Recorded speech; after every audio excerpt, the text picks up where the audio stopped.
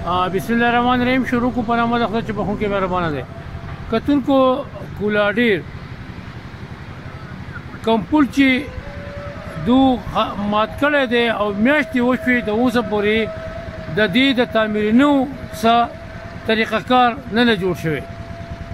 په دې حواله سره ما ډېر ښه پروګرامونه وکړو تر چیف انجینیر پورې. چیف بیا به بل ور چې کوم دی سیکټري هم راغلی چې CNW او د دې سره چیف انجینیر هم دې سره زموږ صوبایي نگران وزیر د CNW محمد علي شاه باچا هم چې سرینا کې موږ د سره خبره اترې وکړې او محمد علي شاه هم پکې انټرویو هم کړې ده چې دا پل خامخا جوړول پکار دي. دا دومره اهم پل دی چې د منګورې تمام ټریفیک د دې د لاسه جام دی، ځکه چې په دې باندې په ټنونو ګاډي وي. دلته کې خوا کې کومې کارخانې دي هغې ته ځي، دلته اووه تحصیلو ته په دې باندې لوډینګ ګاډي ځي چې په هغې باندې ځي نو هغه ټریفیک بیخي جام کوي. نو خلک تکلیفات او مشکلاتو سره مخ دي. د دې سره سره دا خبره هم کومه چې د سکول ماشومان دلته کوم لوکل سکولونه هغو ته هم ډېر سخت تکلیف دی، مریضانو ته تکلیف دی.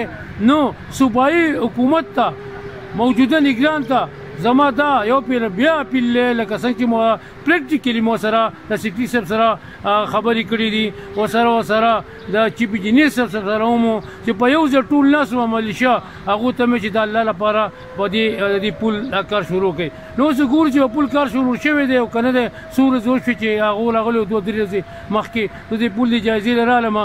خو په دې کې یو ملګري خبره وکړه چې په دې پل چې کوم اوزار وو، په دې چې کوم هغه خپل دغه لګېدلی د بهر ملک هغه سټیل چې کوم دی که نه څه شو چېرته تللی دي د دې د احتساب وشي. ملګرو پروګرام سلسله روانه ده، موږ سره اوسئ. زموږ سره انجینیر سره موجود دی چې دې په دې حواله سره څه وایي. بسم الله الرحمن الرحیم. موږ کوشش دا کوو چې ټول څومره زر تر زره چې هغه ورسول شي. خو تاسو ته ښه پته ده د صوبې د حکومت چې د فنډونو دغه مسله ده، نو موږ ته هغه فنډ میلاو شوی هم نه دی کوم چې موږ کار کړی دی.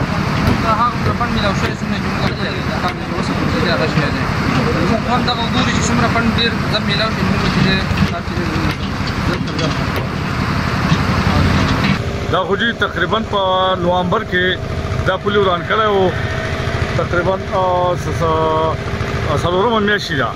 څلورو میاشتو نه مسلسل هم د خلکو د دغه تکلیف دی. د دې نه مخکې ما تاسو ته وویلو چې باران نه شي دا مخامخ دا روډ ته ګرځېدی شي، دا به خرابېږي، په دې باندې اوبه راوړي، ګاډي پرې نه راځي، بند دي دا تقریبا باران کې.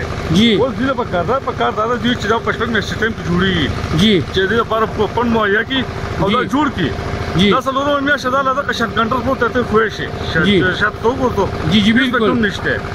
دا متبادل لاره دا چې اوس باران نه شروع کیږي تقریبا بیا تیزي په دې اپریل او د جون د میاشتې باران ډېر زیات تیزي بیا روزانه دا لارې بندې خلکو ته تکلیف دی.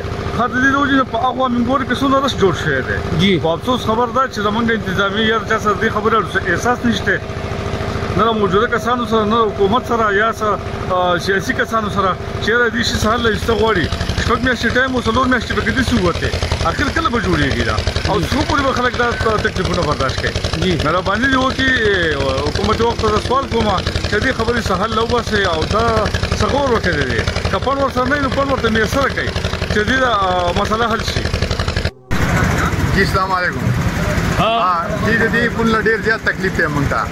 دې مرکز ته خلک نشي دی، د سکول ماشومان نشي تللی، بل باران چې وشي نو بیا لکه په هغه روډ باندې هم ډېره ګڼه وي، ګاډي ماډي نه پاس کېږي او په دې پل باندې کار ډېر سلو روان دی. لکه په کار دا دا پیپونونه کار دي مخکې نه ښه مضبوط کړی وی نو دونه دا ګاډي به پاس کېدی شي او ډېر غټ تکلیف دی عوامو ته او دغه ته سکول ماشومانو ته، زنانو ته. بل اصل کې چې باران شي نو مرکز والا غټ تکلیف دي چې پورې راشي بیا واپس روانېږي او دغه مشکلات دي. نو ٹھیک شو جی.